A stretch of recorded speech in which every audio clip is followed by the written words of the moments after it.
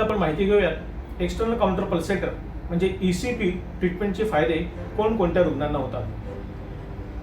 ECP म्हणजे external counter pulsator ही हृदयाच्या रक्तवाहिन्यांच्या आजारावर केली जाणारी नॉन इन्व्हेजिव्ह म्हणजे विना शस्त्रक्रिया अशी चिकित्सा आहे. म्हणजे ज्या रुग्णांना हृदयाच्या रक्तवाहिन्यांमध्ये म्हणजे कॉर्नरी आर्टरीजमध्ये ब्लॉकेजेस आहेत किंवा ज्या रुग्णांना हृदयविकाराचा झटका येऊन गेला आहे अशा रुग्णांसाठी ही चिकित्सा अत्यंत उपयुक्त आहे. आपण हे समजून घेऊयात दोन केसच्या माध्यमातून. एक 50-55 वर्षाची महिला जिला ऑक्टोबर 2023 मध्ये छातीमध्ये तीव्र वेदना आणि श्वास घ्यायला असा त्रास सुरू झाला आणि त्या रुग्णाला ऍडमिट केला असता तेव्हा असं लक्षात आलं की तिला हृदयविकाराचा झटका आला होता आणि त्यानंतर ती पेशंट हार्ट फेल्युअरमध्ये गेली. त्या रुग्णाचा जेव्हा 2D इको केला तेव्हा लक्षात आलं की तिचं जे पंपिंगचं फंक्शन आहे म्हणजे डाव्या कप्प्याचं जे फंक्शन आहे हार्ट अटॅकमुळे कमी झालं होतं आणि ते फक्त 28% इतकंच होतं. साधारणपणे 60 ते 65% इतकं हार्टचं पंपिंग असतं ते 28% आलं होतं. आणि नंतर तिची एन्जिओग्राफी केली असता असं लक्षात आलं की तिला एका रक्तवाहिनीमध्ये एक 50 ते 70%चा ब्लॉक आहे. ब्लॉकेजेस कमी असल्यामुळे तिच्यावर कोणतीही शस्त्रक्रिया झाली नाही. त्या पेशंटला आपल्या आरोग्य स्पंदनमध्ये ECP आणि काही इतर औषधी चिकित्सा केल्या. त्यानंतर 3 महिन्यानंतर त्या पेशंटचा 2D इको पुन्हा केला तेव्हा असं लक्षात आलं की त्या रुग्णाचा जो 28% पंपिंग होतं ते पंपिंग सुधारून 60% झालं होतं. त्याचप्रमाणे एक दुसरी केस, एक 50-55 वर्षाचे गृहस्थ पुरुष ज्यांची 2012 साली बायपास सर्जरी झाली होती. त्यानंतर बरोबर 10 वर्षानंतर 2022 साली त्यांना पुन्हा छातीत दुखणं, चालताना दम लागणं असा त्रास सुरू झाला. त्या पेशंटची पुन्हा एन्जिओग्राफी केली असता तिथे पुन्हा नवीन ब्लॉकेजेस झाले होते. त्यामुळे त्या पेशंटला 2 स्टेंट म्हणजे एन्जिओप्लास्टी करण्यात आली. त्यानंतर बरोबर 2 वर्षानंतर त्या पेशंटला पुन्हा तसाच त्रास सुरू झाला आणि त्यानंतर त्यांनी काही रिपोर्ट्स केले. त्या रिपोर्ट्समध्ये असं लक्षात आलं की त्यांना एक हृदयविकाराचा झटका आला होता त्यावेळेस.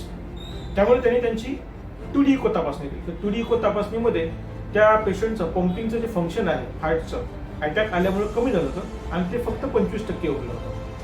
त्यानंतर त्या पेशंटने कोणतीही शस्त्रक्रिया वगैरे अशा ट्रीटमेंट्स केल्या नाहीत. यापूर्वी बायपास झाली होती, एन्जिओप्लास्टी झाली होती, त्यामुळे त्यांना आता पुन्हा शस्त्रक्रिया नको होती. म्हणून ते पेशंट आपल्याकडे आले आरोग्य स्पंदनमध्ये. आपण आरोग्य स्पंदनमध्ये त्यांना ECP आणि इतर काही ट्रीटमेंट्स दिल्या. त्या ट्रीटमेंट साधारणपणे 3 ते 4 महिने चालल्या.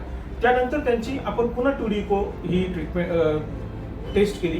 तर त्या टेस्टमध्ये असं लक्षात आलं की त्या पेशंटचं जे पंपिंगचं फंक्शन 25% होते ते आता सुधारून 50% इतके वाढलं होतं. त्याचबरोबर त्या पेशंटचा त्रास म्हणजे छातीत दुखणं, दम लागणं, चालताना धाप लागणं, अशक्तपणा, थकवा येणं हे सगळ्या त्याच्या ज्या तक्रारी त्या रुग्णाच्या त्या पूर्णपणे नाहीशा झाल्या होत्या. अशा प्रकारे हृदयाच्या रक्तवाहिन्यांच्या आजारांमध्ये ज्या रुग्णांना बायपास सर्जरी किंवा एन्जिओप्लास्टीचा सल्ला दिलाय किंवा ज्यांची यापूर्वी बायपास किंवा एन्जिओप्लास्टी झालेली आहे तरी सुद्धा पुन्हा त्यांना तसा त्रास जाणवतो, छातीत दुखणं किंवा दम लागणं किंवा धडधडणं, घाम येणं, अशक्तपणा, अशा रुग्णांसाठी ECP अत्यंत उपयुक्त आहे. त्याचप्रमाणे पायाच्या रक्तवाहिन्यांमध्ये जर रक्तपुरवठा कमी असेल, तिथे मेंदूकडे जाणाऱ्या रक्तवाहिन्यांमध्ये रक्तपुरवठा कमी असेल, किडनीच्या रक्तवाहिन्यांमध्ये ब्लॉकेजेस असतील, ह्या सगळ्या रुग्णांमध्ये ECP अत्यंत उपयुक्त आहे. त्यासोबतच इस्चेमिक रेटिनोपॅथी म्हणजे डोळ्याचा जो रेटायना असतो त्याच्या लहान रक्तवाहिन्यांमध्ये जर ब्लॉकेजेस असतील तर त्या पेशंट्समध्ये सुद्धा ECP ट्रीटमेंट्सने जो इस्चेमिक रेटिनोपॅथी आहे ती पूर्णपणे बरी होते. त्यानंतर येतं इरेक्टाईल डिस्फंक्शनिंग म्हणजे लैंगिक समस्या, त्यामध्ये सुद्धा ECP ट्रीटमेंटने अत्यंत उत्कृष्ट अशी चिकित्सा केली जाते.